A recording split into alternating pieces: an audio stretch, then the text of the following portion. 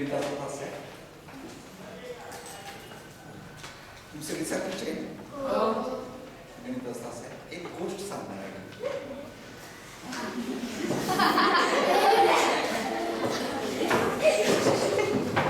गोष्ट लक्षात घ्या.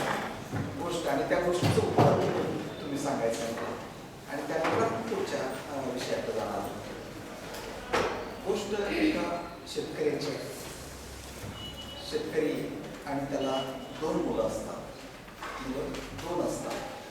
शेतकरी शेती करीत असतो, चांगलं उत्पन्न काढत असतो आणि त्याची जी सगळी शेती होती ती एका ठिकाणी, लक्षात येते ना, असं इकडं थोड्या असं वगैरे काय, एका ठिकाणी सगळी शेती होती.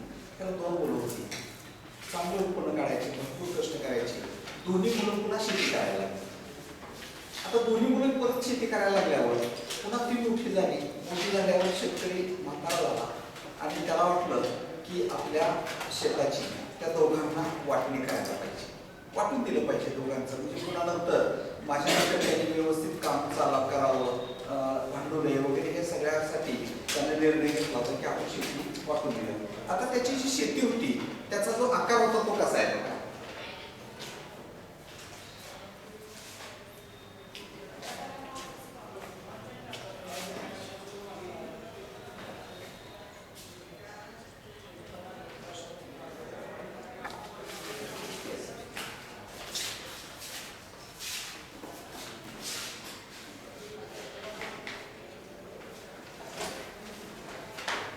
आता त्याची जी शेती होती ती या आकाराची होती. आता या आकारामध्ये हे सगळं शेत त्याचं एका जागी होतं, लक्षात आलं का. आणि मग ही जी शेती करत होता तो उत्पन्न जास्त काढायचा, परंतु ती शेती कशी होती गावापासून लांब होती आणि म्हणून ते शेतकऱ्याला सकाळी लवकर उठून रानात जायला, शेतात जायला वेळ व्हायचा. आणि म्हणून तो शेतकरी निर्णय घेतो की आपण शेतामध्ये जाऊन घर बांधतो आणि म्हणून शेतात त्यानं घर बांधलं. आता घर बांधताना त्यानं काय विचार केला होता की असं घर बांधायचं की जेणेकरून सगळीकडे आपल्याला लक्ष ठेवता येईल, अशा पद्धतीने घर बांधायचा त्याने निर्णय घेतला. तर घर कुठं बांधलं बघा.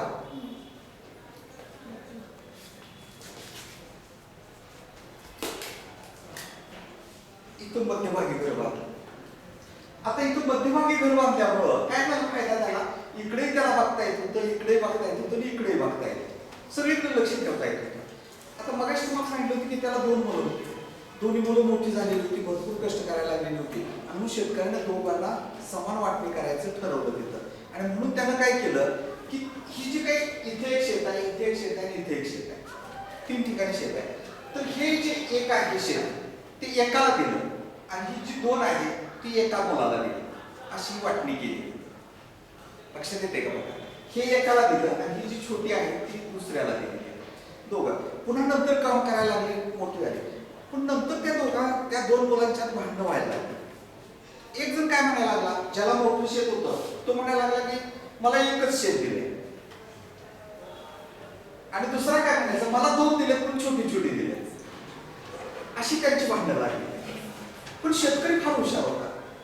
शेतकऱ्यानं समान वाटणी केलेली होती. हे एकाला दिलं होतं, ही 2 एकाला दिलेली होती. 2 समान वाटणी केलेली होती. परंतु दोघांना पटतच नव्हतं. तो काय म्हणायचा, मोठं शेत दिलेला मला मोठं दिले पण एकच दिले आणि दुसरा म्हणायचा मला 2 दिले पण दोन्ही छोटी दिले. अशी अडचण झाली तिथं. परंतु शेतकऱ्याने एक समान वाटणी केलेली होती, कारण शेतकऱ्याला एक सिद्धांत माहित होतं, एक प्रमेय माहित होतं त्याला. ते प्रमेय म्हणजे पायथागोरसचं प्रमेय. आता ते कसं आहे ते आपण बघायचं.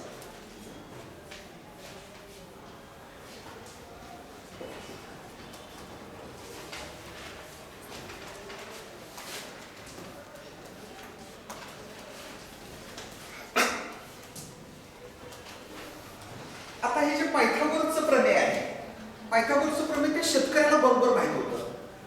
त्यानं समान वाटणी केलेली होती. याचा अर्थ दोघांना समान असणार आहे, दोघा मुलांना. आता इथे जे शेत एकाला दिलेलं होतं त्या शेताचा आकार कसा आहे बघा. इथंच आता त्याच्या खाली दाखवतो मी तुम्हाला.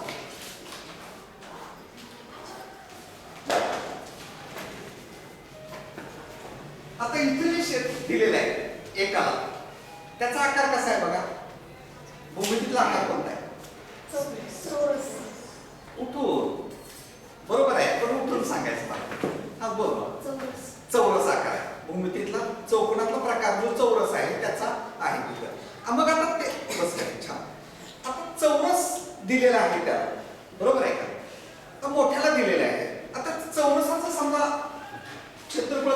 सूत्र काय त्याचं? लांबी रुंदी. चौरसाला लांबी रुंदी असते का?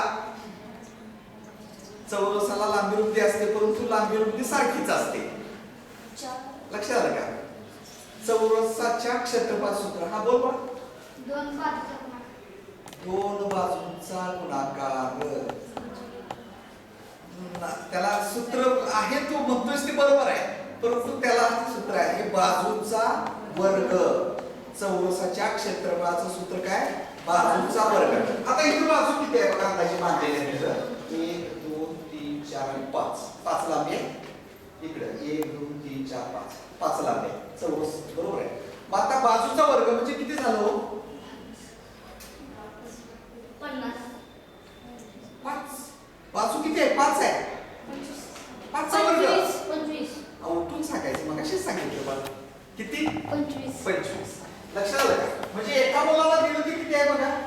25 आहे, बरोबर आहे. आता दुसऱ्या दोन दिलेले आहेत, त्यांचाही आकार चौरसच आहे. बघा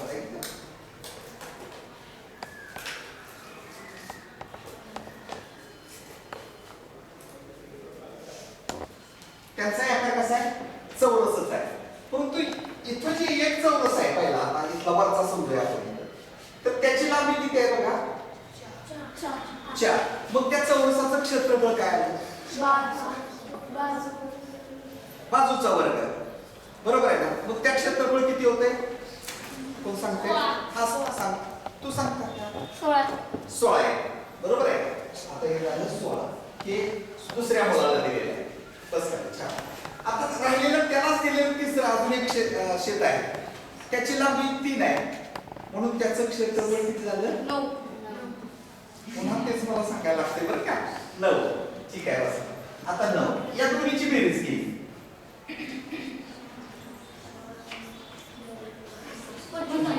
आली का 25?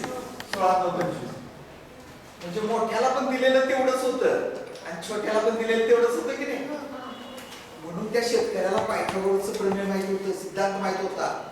कसा बघा आता पायथागोरस सिद्धांत. त्यानं जे घर बांधलेलं होतं ते शेत कोणत्या आकाराचं आहे? त्रिकोण आहे. बसून सांगायचं नाही मला. त्रिकोण आहे, बरोबर आहे. तो त्रिकोणातला कोणता प्रकार आहे? छान, काटकोन त्रिकोण. लक्षात येते का? मग हा काटकोन त्रिकोण आहे, त्यानं जे घर बांधलं ते काटकोन त्रिकोणात आहे. मग पायथागोरसनं सांगितलेलं आहे काय बघा, जे शेतकऱ्याला माहित होतं की काटकोन जर त्रिकोण असेल तर काटकोन त्रिकोणाच्या 3 बाजू. लक्षात येते का? काटकोन त्रिकोणाला किती बाजू आहेत? 3 बाजू आहेत. इथं काटकोन झाला तयार बघा, इथं काटकोन तयार झाला, तर या 2 बाजूंना काटकोन करणाऱ्या बाजू म्हणतात. जिथं काटकोन तयार झाला की नाही त्याला काय म्हणायचं? काटकोन करणाऱ्या बाजू. आणि त्याच्या समोरची जी बाजू आहे राहिली, याला एक विशेष नाव आहे, त्याला म्हणतात कर्ण. काटकोन जो आहे त्याच्या समोरची बाजू आहे तो काय आहे? कर्ण आहे. आता हा कर्णावर चौरस आहे, बरोबर आहे? हा कर्णावरती काय आहे? चौरस आहे. त्याचं क्षेत्रफळ इथं 25 आहे, बरोबर आहे. म्हणजे या कर्णावरील चौरसाचं क्षेत्रफळ पुन्हा एवढं आहे बघा. तर या काटकोन करणाऱ्या ज्या 2 बाजू आहेत त्याच्याकडे एक चौरस आहे आणि या एक बाजूकडे चौरस आहे. या दोन्हींच्या बेरजेत काय? बेरीज केली आहे काय? दोन्हींच्या बेरजेत काय? पायथागोरसनं काय सांगितलं बघा, मी परत सांगतो तुम्हाला. काटकोन त्रिकोणामध्ये पायथागोरसचं प्रमेय फक्त काटकोन त्रिकोणाच्या बाबतीत आहे बरं का? दुसऱ्या कोणत्याही त्रिकोणाला लागू होत नाही. कोणत्या त्रिकोणासाठी? फक्त काटकोन त्रिकोणासाठी. काटकोन त्रिकोणामध्ये कर्णावरील चौरसाचं क्षेत्रफळ हे इतर 2 बाजूवरील, काटकोन करणाऱ्या बाजू, इतर 2 बाजूवरील चौरसांच्या क्षेत्रफळांच्या बेरजेइतकं असतं. 2 क्षेत्रफळांच्या बेरजेइतकं असतं. पुन्हा एकदा सांगतो बघा, काटकोन त्रिकोणामध्ये कर्णावरील चौरसाचं क्षेत्रफळ हे इतर 2 बाजूवरील क्षेत्रफळांच्या बेरजे, चौरसांच्या क्षेत्रफळांच्या बेरजे इतकं असतं. लक्षात आलं का? हे पायथागोरसचं प्रमेय आहे. आता त्याचं सूत्र पण आपल्याला तयार करायला येतं बरं का? कसं सूत्र तयार होतं बघा. इथं काय आहे? काटकोन त्रिकोणामध्ये हा कर्ण आहे, बरोबर आहे की नाही? कर्णावरचा चौरस आहे आणि चौरसाच्या क्षेत्रफळाचं सूत्र काय? बाजूचा वर्ग. उठून सांगायचं बरं का, बाजूचा वर्ग आहे, बरोबर आहे की नाही? आता इथं बाजू म्हणजे काटकोन त्रिकोणाचा कोणता भाग आहे? इथं बाजू म्हणजे काटकोन त्रिकोणाचा कोणता भाग आहे? याला काय, ही जी बाजू आहे काटकोन त्रिकोणाची, याला काय म्हटलं जातं? मगाशी सांगितलं कर्ण म्हटलं जातं. म्हणजे या चौरसाची बाजू म्हणजे कर्णाला किती? लक्षात आलं का? म्हणजे कर्णाचा वर्ग आला. काय झालं? कर्णाचा वर्ग झाला. सूत्र कसं तयार होतंय बघा, पायथागोरसच्या प्रमेयाने. कर्ण वर्ग, कर्णाचा वर्ग, बाजूचा वर्ग ना, म्हणजे बाजू म्हणजे कर्ण आहे. पायथागोरस काय सांगते बघा, कर्णावरील चौरसाचं क्षेत्रफळ हे इतर दोन बाजूवरील, आता इतर दोन बाजू म्हणजे ही एक बाजू आणि ही एक बाजू, यांच्या क्षेत्रफळांच्या बेरजेइतकं असतं. यांचं क्षेत्रफळ म्हणजे बाजूचा वर्ग. आता इथं बघा, ही राहिली कुठली एक बाजू, कोणती पण एक बाजू घेतली तर चालते बरं का. काटकोन करणारी बाजू एक बाजू आणि दुसरी बाजू, दोनच बाजू आहेत, त्यामुळे कोणतीही एक बाजू घेतली तरी चालते. बाजूचा वर्ग अधिक राहिलेली बाजू आहे तिचा वर्ग, हे सूत्र तयार होतं. पायथागोरसचं सूत्र तयार झालं. काय तयार झालं बघा, कर्णाचा वर्ग बरोबर बाजूचा वर्ग अधिक बाजूचा वर्ग. मगाशी केलं का नाही? 25 बरोबर 16 अधिक 9. 25 म्हणजे कर्णाचा वर्ग, 16 म्हणजे बाजूचा वर्ग, 9 म्हणजे बाजूचा पुन्हा वर्ग. बाजूचा वर्ग अधिक बाजूचा वर्ग बरोबर कर्णाचा वर्ग. लक्षात आलं का? पायथागोरस प्रमेय की काटकोन त्रिकोणामध्ये, पायथागोरसचं प्रमेय फक्त काटकोन त्रिकोणाच्या बाबतीत होतं. काटकोन त्रिकोणामध्ये कर्णावरील चौरसाचं क्षेत्रफळ हे इतर दोन बाजूवरील चौरसांच्या क्षेत्रफळांच्या बेरजेइतकं असतं आणि त्याचं सूत्र काय तयार झालं? कर्ण वर्ग बरोबर बाजू वर्ग अधिक बाजू वर्ग. आता याच्यावरून आपल्याला उदाहरण सोडवता येईल.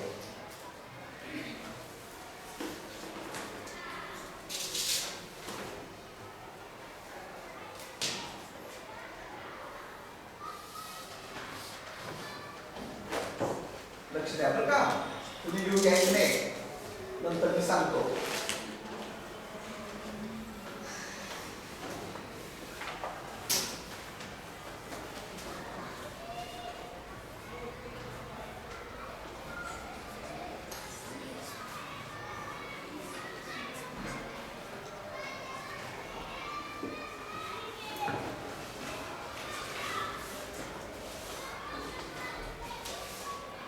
आता हा काटकोन त्रिकोण आहे. काटकोन त्रिकोण का म्हणायचं त्याला? तर एक कोण काटकोन आहे म्हणून काटकोन त्रिकोण, बरोबर आहे का? यातला कर्ण कोणता आहे?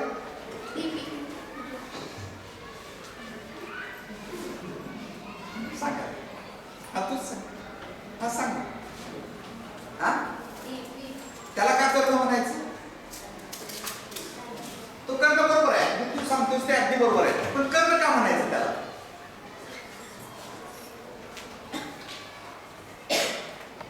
का म्हणायचं कर्ण? बरोबर ओळखलंयस, पण कर्ण काय तू सांग. काटकोणाच्या समोरची बाजू, जी हा काटकोन आहे की नाही, त्याच्या समोरची बाजू म्हणून काय म्हणायचं त्याला? कर्ण. अगदी बरोबर. आता हा कर्ण आहे आणि ह्या काटकोन करणाऱ्या बाजू कोणती? DS आणि दुसरी SP. आता समजा एक बाजू आहे 6 सेमी आणि एक बाजू आहे 8 सेमी.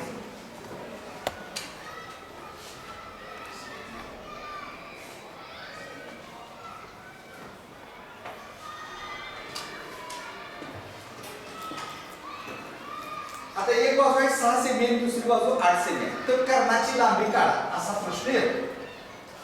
3 घटक आहेत का नाही? त्रिकोणामध्ये 3 घटक आहेत. 2 घटकाची बाजू सांगितलं की तिसरा घटक आपल्याला शोधता येतोय का बघायचं आपल्याला. आता कर्ण शोधायला सांगितले ते. आता आपल्याला इथं काटकोन त्रिकोण आहे आणि त्यातला घटक शोधायचा आहे, एकाची लांबी शोधायची आहे. आपल्याला पायथागोरसचं प्रमेय वापरता येतं. उदाहरण कसं सोडवायचं बघा. आता हे समजा अशा प्रकारचं उदाहरण आलं तर सुरुवातीला लिहायचं पायथागोरस प्रमेयानुसार.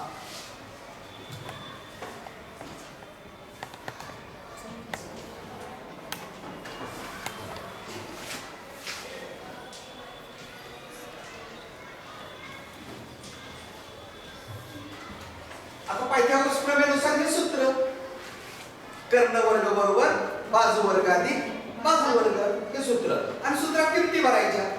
दिलंय काय आणि शोधायचंय काय? शोधायचंय काय आपल्याला? मला शोधायचंय काय आपल्याला? कर्ण शोधायचंय. आणि दिलंय काय? बरोबर सांगितलं त्यानं. आणि दिलंय दिल्या कोणती गोष्टी? काय दिले आपल्याला? काय दिले? दोन बाजू दिलेत आपल्याला. बरोबर आहे काय? मग सूत्रामध्ये किमती भरूया. इथं कर्ण दिलेलं आहे त्यामुळे ते तसंच ठेवावं लागेल आपल्याला. बघा हे तसंच ठेवलंय. आता दुसरी बाजू दिलेली आहे ना? दिलेली आहे. सांगा बरं कोण सांगते? कोण हा तू सांग. 6चा वर्ग. छान. आणि दुसरा 8चा वर्ग. दुसरा आता मला सांगायचं आहे 6चा वर्ग किती? 6 सांगता येईल? 6चा वर्ग. हा मोठ्यानं मला नाही ऐकायला. हा अजून 36 अधिक 8चा वर्ग. अरे वा छान. 64. शाबास. केवढा मोठा त्याचा. 64. आता हेच वाटतं काय? 36 अधिक 64. बेरीज करायची आहे. एककात एकक दशकात दशक.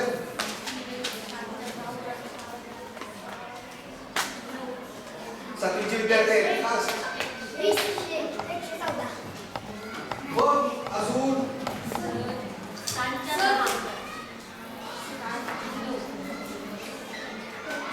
शंभरात पुढे जायलाच नको आहे.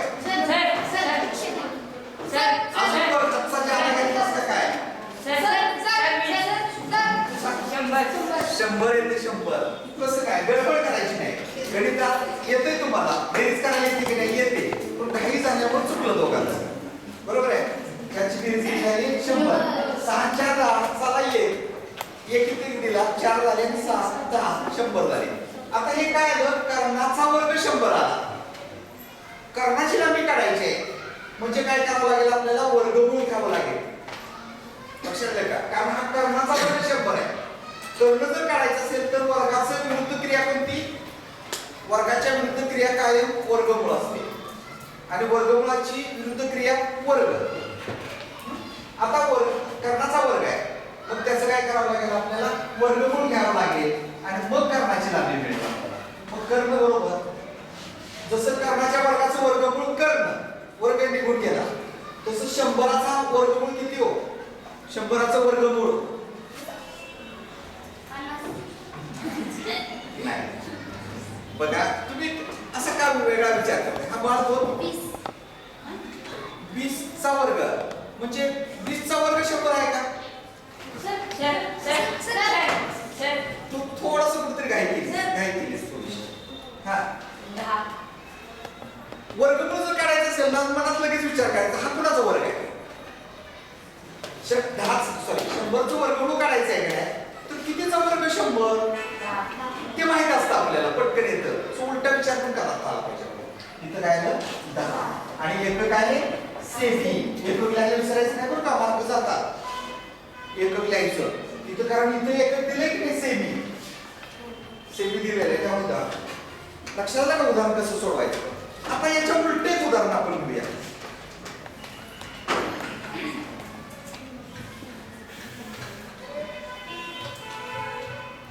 आता हे असंच ठेवूया म्हणजे काय बदल करता येईल तुम्हाला लक्षात येईल.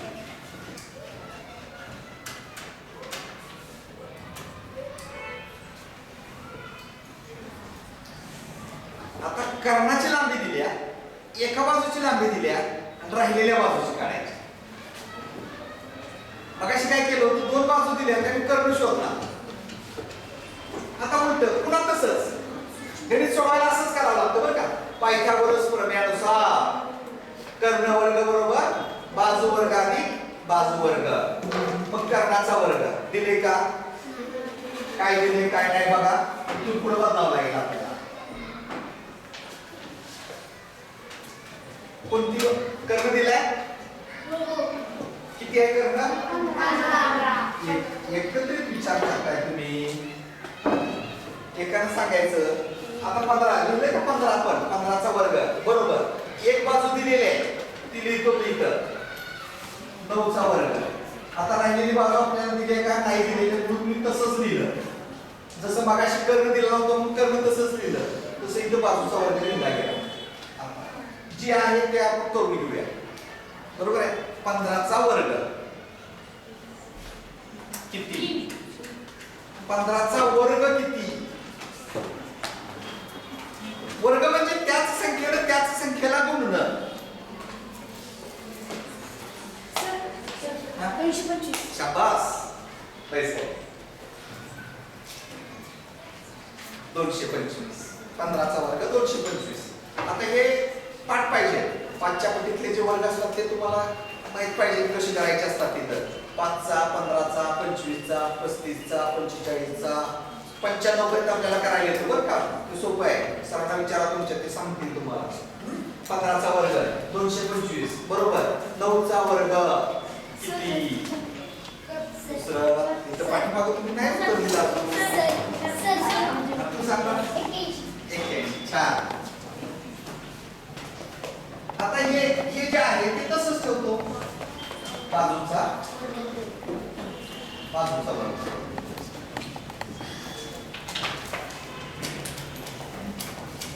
आता काय करावं लागेल बघा की 81 आहे ते या बाजूला घ्यायला लागेल. बरोबर ना. बरोबर चिन्हाच्या दुसऱ्या बाजूला नेलं. एका बाजूकडून दुसरीकडे जात असताना क्रिया उलटी होते. बरोबर आहे की नाही? क्रिया उलटी होते म्हणजे बेरीज करायची असेल तर वजाबाकी होते, वजाबाकी असेल तर बेरीज होते, गुणाकार असेल तर भागाकार होतो, भागाकार असेल तर गुणाकार होतो. ह्या उलट्या क्रिया तुम्हाला माहिती आहे तिथं. म्हणजे इथं 225 81 या बाजूला आणलं की काय होणार? वजा 81 होईल. आणि इकडे काय राहील आता? बाजूचा वर्ग. आता 225 मधून 81 वजा करायची. किती येते सांगायचं. शिस्तीत करा. घाई करू नका. सगळ्यांना एक वजाबाकी करायला. पण थोड्यासाठी घाई केली की चुकून जातं.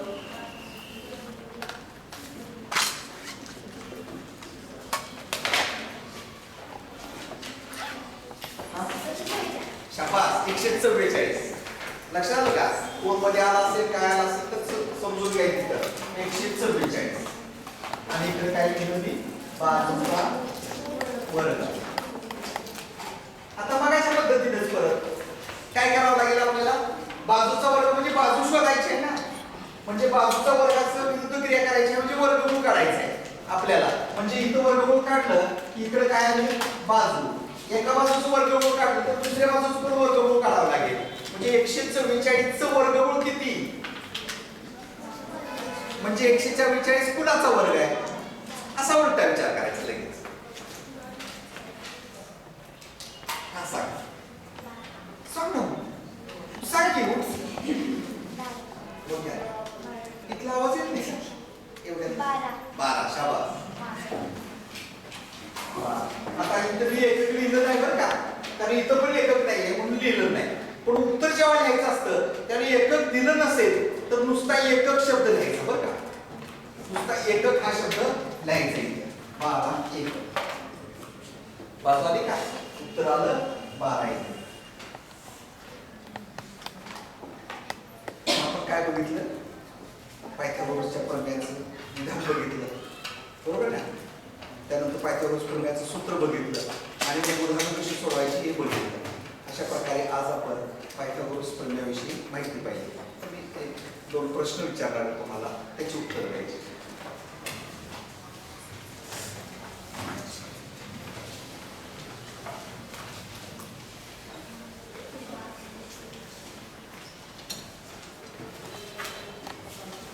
पायथागोरस प्रमेयाचं सूत्र कोणते? सगळ्यांनी विचार करायचा आहे.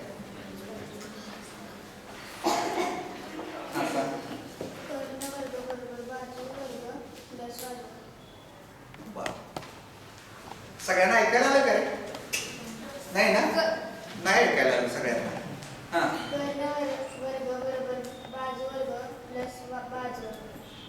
बरोबर सांगितले तिने बरं का. आता तू मोठ्याने सांग बरं. छान सांगितले तिने. कर्ण वर्ग बरोबर बाजू वर्ग अधिक बाजू वर्ग. छान बसायला. आता लिहून घ्यायचंय.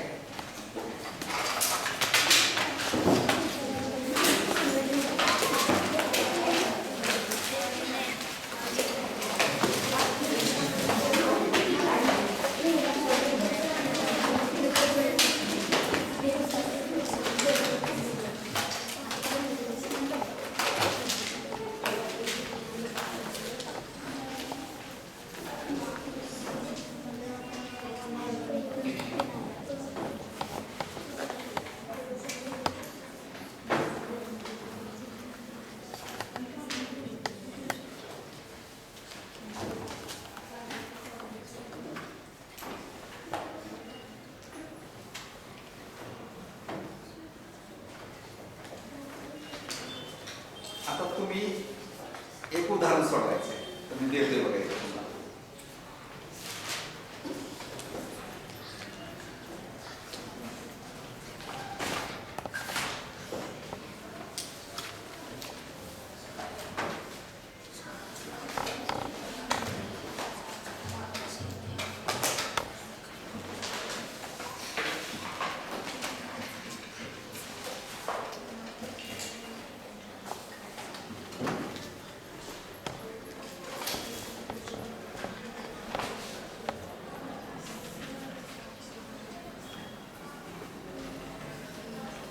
दिसतंय का सगळ्यांना?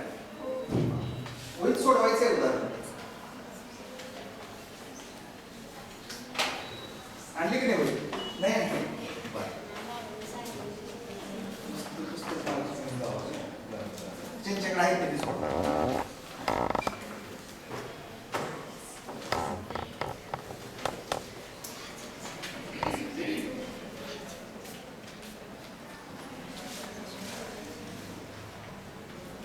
बघा काही जणांचं लिंग उदाहरण झालं सोडवून. तुझी पण नाही ना? बरं घरी जाऊन सोडवा बरं का. त्याच्यावर तुम्ही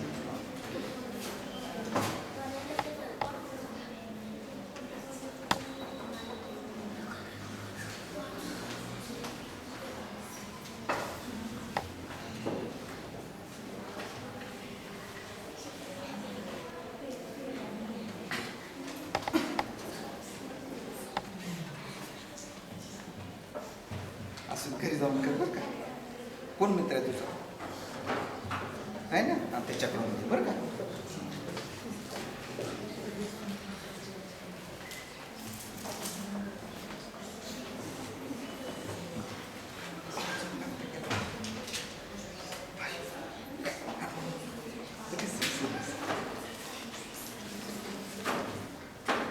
झालं बघ तिचं थोडंसं राहिलेलं उदाहरण सोडवायचं.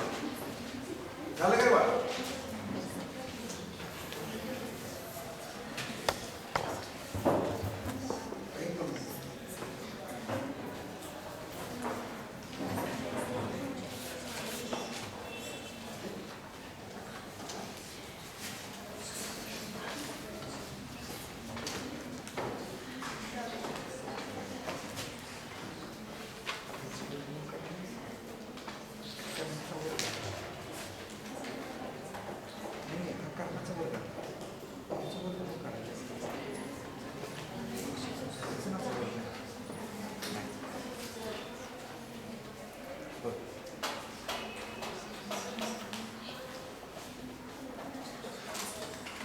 बरोबर आहे. कर बेरीज. बरोबर आलंय बघा सुद्धा.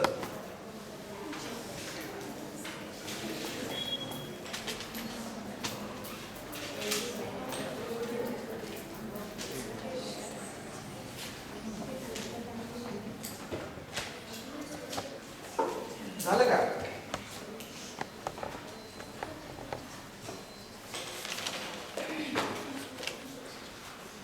किती आलं? 13 सेमी. लक्षात का? 13 सेमी येते बघा. 5चा वर्ग केला 12चा वर्ग, 5चा वर्ग 25, 12चा वर्ग 144, बेरीज केली 169 आली. 169 वर थांबायचं नाही. वर्गमूळ काढायला लागेल ना शेवटी. ते वर्गमूळ 169 वर्गमूळ कुणाचं आहे तर 13च आहे 13 लक्षात आलं?